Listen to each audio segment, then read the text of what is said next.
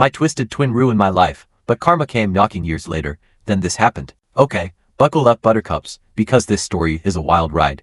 I'm still reeling from it all, and I need to know if I'm the crazy one here. It all started with being unceremoniously dumped as a teen due to false rumors spread by my own brother, and years later, when my parents saw my success, they suddenly demanded money after abandoning me. Sound twisted? Just wait, it gets worse. My twin brother and I grew up getting somewhat different treatment from our parents. I was always seen as the black sheep, while my brother was destined for greatness, or so they thought. I was more interested in sports or hanging out, things that apparently disqualified me from parental adoration. Their continuous comparisons eroded my spirit and damaged my self-esteem. I was treated like an afterthought, a ghost in my own home. I had to watch my brother throw lavish birthday celebrations with friends, while I was never even allowed to bring guests back to my own damn house. To be really honest, I hated every minute of my youth. My grandma seemed to be the only family member who genuinely gave me any thought. She always brought my favorite chocolates and sometimes slipped me a few bucks so I could treat myself later when she visited. This obvious preference for my twin brother evolved over the years into outright emotional abuse aimed at me. My parents would publicly criticize my hobbies and academics. No matter how hard I tried, I could never seem to satisfy their warped ideal of the perfect child, unlike, my brother. Though I excelled in athletics, they forbade me from engaging in extracurricular activities since they wanted me to focus exclusively on schoolwork, exactly like my brother. It was annoying. As a little child, I felt powerless. I got grounded again later in my sophomore year. This time, the crime was having Snapchat on my phone. Unlike all teenagers my age, I had done absolutely nothing wrong. Except, I had downloaded this app to keep in touch with my buddies. But since my parents had prevented me from talking with my pals, this was a major offense and a betrayal of their trust in my parents' eyes. They went absolutely batshit insane on me, dumping all of my stuff around the room, then removing the doors from their hinges, and informing me I would have no privacy as long as I lived under their roof. As if my parents treating me this way wasn't bad enough, my identical brother made my life worse instead of helping. Our parents' unfair behavior produced a poisonous atmosphere that let him take advantage of the circumstances. He started lying about me, accusing me of things I had never done so he might get away with everything. Should he steal something, already inclined to view me negatively, his falsehoods were easily accepted. He would make fun of my appearance and belittle me in front of my schoolmates. Still, I had a large group of friends at school because I was friendly and open about forming relationships, but my twin, an introvert, felt uncomfortable and started to hate that I could interact with people. When no one came to his birthday, our 14th birthday celebration, this jealousy boiled over. My friends took me for ice cream, and I had an overall great day. I have no idea why his friends did that. This enraged my brother. My brother started spreading false accusations about me, presenting me as a spoiled child in order for retribution. Since our parents liked him more, he misled everyone by saying I was physically mistreating him at home. I had no idea he went to such a terrible degree. He would punch himself, carefully causing injuries like a black eye or bruised shoulder in order to create evidence. The next day, showing the self-inflicted injuries as evidence of my claimed brutality, he created elaborate stories, claiming that his injuries. People started to trust his twisted view of events as the lies and his claimed black eyes gained momentum. Whispers soon spread, and even my friends started to glance at me with mistrust. I first observed my new change. People who used to converse with me in the halls suddenly started to avoid me. Group hangouts started to get fewer and more spaced apart, invitations dried up, and people hesitated to be around the apparently spoiled girl accused of aggression. As if a switch had been turned off, I plucked up the bravery one day to ask my former best buddy why our relationship had deteriorated. She talked about how my twin brother had been spreading gossip about me. She exposed the thorough lies he had told everyone, charging me of things I had never done. Hearing her say it startled me. The sensation was one of mistrust mixed with incredulity, as though the ground under me had collapsed. Someone I grew up with, my own brother, was fabricating stories about me, accusing me of doing things I would never have even considered. That was a devastating betrayal that left me with a knot in my gut and a weighty heart. The day I addressed my brother at school, he chose to ignore me. When I urged him to stop lying about me, I found it difficult to express how his falsehoods and actions were beginning to worry me. I wanted to talk to my parents, but I worried they would favor my brother, particularly considering that I had always been open to befriending others. The isolation stung. The lies, driven by jealousy from my brother, seemed to be destroying the relationships I had developed over years. Teachers started to become caught in the rumor mill. It was a dreamlike sensation, as though I were living in a parallel universe in which the evil narrative woven by my twin eclipsed my actual self. The lies were influencing people's actual impressions of me. They had evolved beyond simple gossip. The terrible news soon got to my principal, and suddenly my worst nightmare materialized. Along with our parents, supposedly rumors, heart-thumping, I sat there as the principal insisted on the reality. Though I expected my brother would at last come clean, he doubled down on the lies. He told the principal straightforwardly that indeed, the allegations were accurate and characterized me as a bully who roamed about physically assaulting him while our parents were not around. I found it hard to breathe. My brother kept telling this twisted tale about how I was furious at him for getting more attention from our parents, and shock flooded over me, though everything of it was lies. Hearing my brother's tale, my mother started to cry. She grabbed onto my brother if he were some sort of hero, telling my brother that he was brave to speak up and that she would be ensuring nothing would ever happen to him. My dad sought to console him. That day I tried to defend myself by begging the principal that everything was made up, desperate to swim to the top. I felt as though I was drowning in a sea of accusations, yet my brother persisted in saying that I was this furious, aggressive person venting daily on him. As my mother clutched onto my brother, my tears kept flowing, and I started to see accusing stares. It was like battling a wall of belief in my brother's invented narrative. Saying the school didn't accept bullying and that these were reasons to punish me, my principal chastised me severely. I begged him not to suspend me, but he shook his head, declaring he couldn't let it slip. Tears running down my face, I begged him to understand that I did nothing to hurt my brother. The man insisted that I would be suspended for 10 days so that others may learn from this never to bully. It really hit me, and I started crying even more, almost asking him to think twice. Furious and ashamed of the overall state of affairs, my parents called me from the principal's office. I refused to go. They were not understanding what I intended to provide as my argument. We left the institution, my heart weighed with shame and frustration. Things changed dramatically when we arrived home. Out of the blue, my dad started packing my stuff. Startled, perplexed, I had no idea what was occurring. When my mother questioned him what he was doing, he simply yelled that he cannot allow my brother to live in the same house anymore. I begged my brother to give them the truth, almost on my knees, but he stayed unmoved by my tears. After finishing packing, my dad dumped the luggage into our foyer. Still pleading my dad not to kick me out, like a dream coming true, a bully like me didn't deserve to dwell in his house, he told me, and he would ask his mother, my grandma, to come fetch me up. The planets seemed to have collapsed under my feet, surrounded by my stopped streaming the foyer, booted out of my own house. My grandmother did show up finally. She helped me get into the passenger side by gathering all my stuff and arranging it in the car before approaching my parents' front door. She rang the doorbell, then started to shout at my dad for treating me this way when he opened the door. She cautioned him sternly that she would not hesitate to engage the police or CPS, eventually landing him in prison. Trying to avoid responsibility, my mother said it was my fault, but my grandmother wasn't feeling it at all. Emphasizing that I was only a young child who deserved not to be abused in such a merciless way, she stood her ground, defending me. I had never felt such power in my life till then from my grandmother. She trusted me rather than cowering to my parents, as they thought. We finally left my house, the only place I had ever grown up in behind. It is impossible for me to adequately describe how intolerable the suffering I went through during that period. Though my grandma begged me to eat, I recall simply crying on the bed and not eating anything. She was likewise startled when I told her what my brother had done. She told me she thought my side of the story, and it made me glad at least one person had my back. The idea of going back to school was like stepping back into a lion's den once the 10 days of suspension ended. The faces of my students told volumes as I walked into the known hallways. Judgment, murmurs, and sidelong glances. The weight of the unfounded charges hung in the air. My brother meantime deliberately disregarded me and behaved as though I didn't exist. A few people who saw him as the victim of my assault, and agreed with his side of the play, the story had grown friends with him. No matter how hard I attempted to present my side of the narrative to anyone, it was ignored. I was an outsider, labeled unfairly and carried around like a shadow wherever I went. The class, the cafeteria, the hallways, the eyes that locked with mine were filled with contempt. I started to go alone. I would head down, show up for every class, have lunch by myself in the cafeteria, and head straight home. I had no friends, and it seemed as though everyone just didn't want me there. My parents never once phoned to see how I was doing throughout all this. My grandma would tell me again and over that life would finally be good and that this was not my fault. Having decent marks when I finished from high school, I was looking forward, or maybe I would have a better life.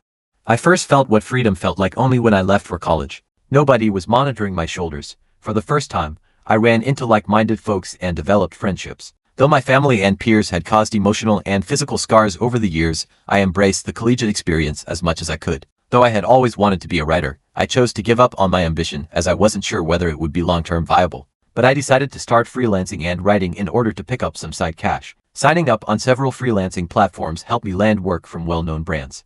I began gradually compiling a portfolio of my works this way. I kept this side project throughout college and never approached my parents for one penny. Instead of landing a corporate job upon my college graduation, the several clients in long-term professional ties I had with them helped them to rope me into several initiatives of theirs, thereby enabling me to be doing rather well, Having a respectable freelancing profession let me travel the globe as a digital nomad in addition to make me financially independent. Though it was certainly not easy, traveling helped me heal from the trauma.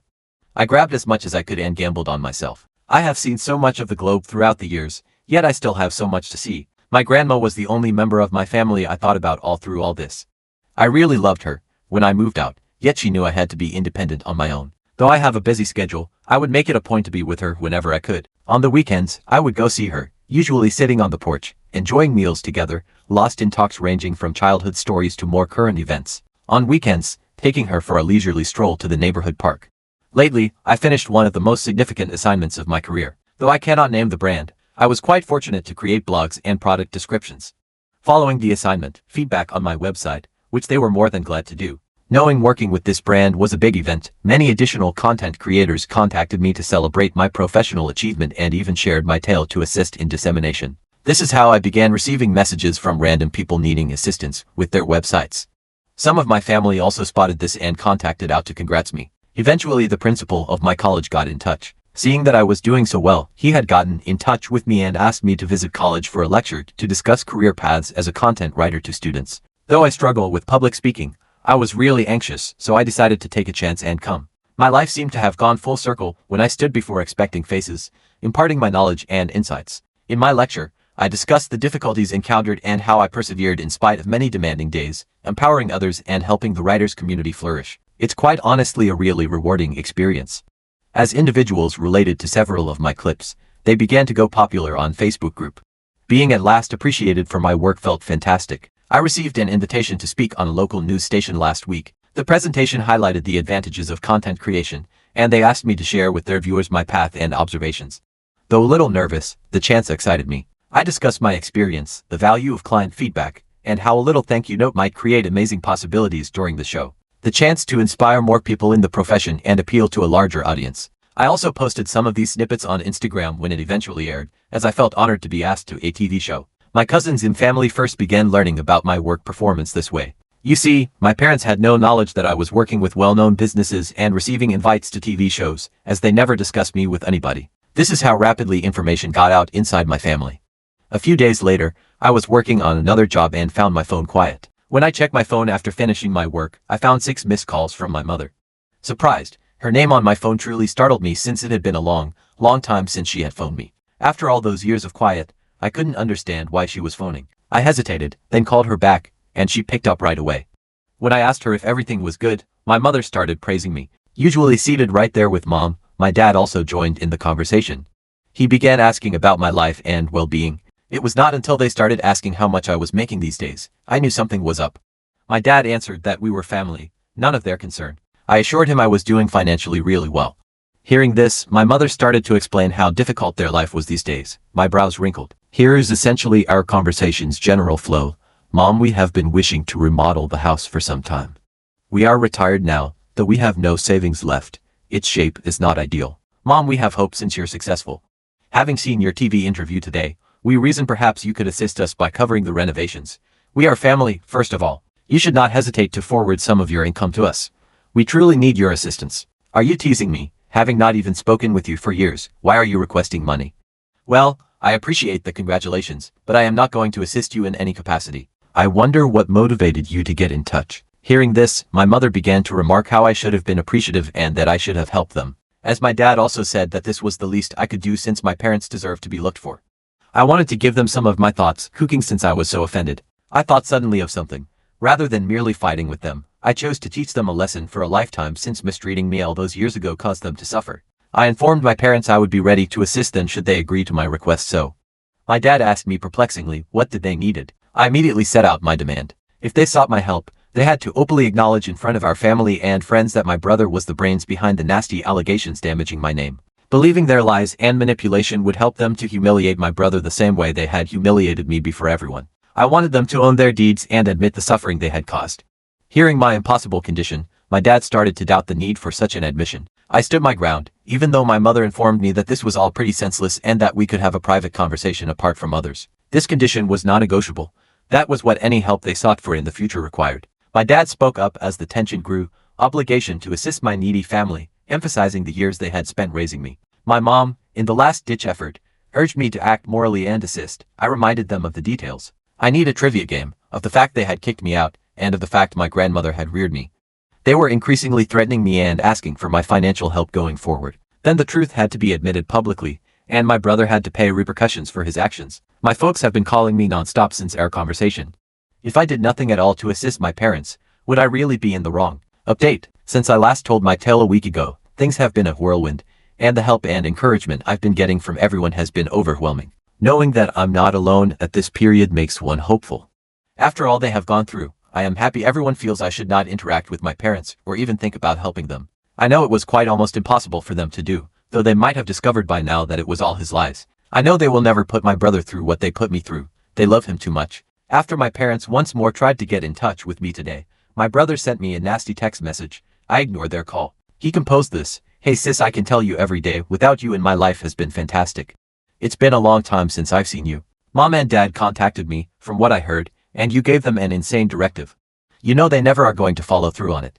They will never do anything to damage my reputation. Although I did lie about you 15 years ago, it has been a long time since then, so self-serving and attempt to let go from the past. You are childless and single anyway, hence why would you not want to assist them with house repairs and renovations, act moral and be a better daughter." Seeing the letter felt as though it were a stab to the heart. His lack of empathy was evident in the boldness to discount the hardships I had gone through and the conditions I had established, emphasizing my single and childless status. The effort to guilt-trip me added still another degree of insensitivity. Not only was his implication that I should put their needs ahead of my own well-being objectionable, but it also underlined how little he considered the abuse. Frustrated and driven by a deep need for justice, I determined it was time to intervene and expose the truth buried for too long. Sitting down to send an email to my parents and close relatives, I shared the terrible facts of my life and the unfair treatment I had suffered in my family house. In the email, I detailed how my parents treated me differently from my twin brother in the rigorous and repressive surroundings I had lived under. The email also explored the damaging and wholly false rumor my brother had disseminated about me in school,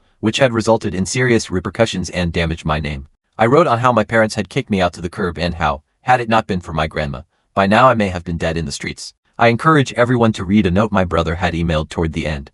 I included a screen grab showing him owning to lying about me. It was an unambiguous confession meant to reveal the lies that had lasted and twisted far too long. Just an hour ago, I wrote the email. Once my parents and brother see it, all hell will explode.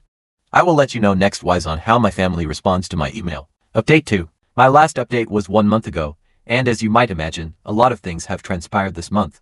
My family burst upon getting the email. Relatives who were earlier ignorant of the degree of the favoritism and emotional abuse have criticized my parents. Many of the family members contacted me, apologizing for not being there for me and stating they had no idea about all this. I decided to contact a lawyer after my brother and dad sent me a torrent of text messages beginning to get increasingly violent. She sent a notice of cease and desist. It essentially advised them not to get in touch with me anymore and that, should they do, they would suffer severe legal repercussions. Given this cease getting in touch, I suppose this must have terrified them straight. My grandmother, yours, supports me 100% since she believes I've done the right thing by informing everyone what occurred. She is the only person that counts to me, hence I'm happy she has my back. Update 3. For the moment, I am glad to say that all in my life is running smoothly. Professionally, my article writing company has been doing great. The offers to presented podcasts and seminars keep coming in, therefore confirming my reputation as a valued professional in my field of work. I am now as near to my grandmother as ever. Recently I took a 1-week vacation from work so I could spend some time with her. These days she enjoys gardening and taught me a lot about different herbs and flowers in her yard. My best and most treasured memories are the times I spend with her, meals she makes, or just hanging around. I'm glad my family is keeping away from me since they haven't contacted me since the letter my attorney sent. Since I personally started attending therapy, hopefully I can work on mending myself. Right now, I believe this will be the last update. Thank you for watching. If you haven't subscribed yet, please do so and hit the notification bell to stay updated with more shocking real-life stories happening around you. So, Reddit, after all this mess, did I handle things the right way? Should I have just given my parents the money and swallowed my pride? Was it wrong to demand a public apology from them and my brother? Honestly, I'm still so confused and hurt, even after all this time. Tell me what you think. You handled an unimaginably difficult situation with incredible strength and resilience. Your parents created a toxic environment and your brother's actions were deplorable. Demanding accountability was not only reasonable but necessary for your own healing. The condition you set for financial assistance was a perfectly valid way to address the years of abuse and manipulation you endured. Prioritizing your well-being and severing ties with those who continue to harm you is a courageous act, not an act of cruelty. You deserve to Be free from the burden of their expectations and demands, and it's clear that you've built a fulfilling and successful life despite their attempts to tear you down. Remember that their actions reflect their own shortcomings, not yours, and you have every right to protect yourself from further harm.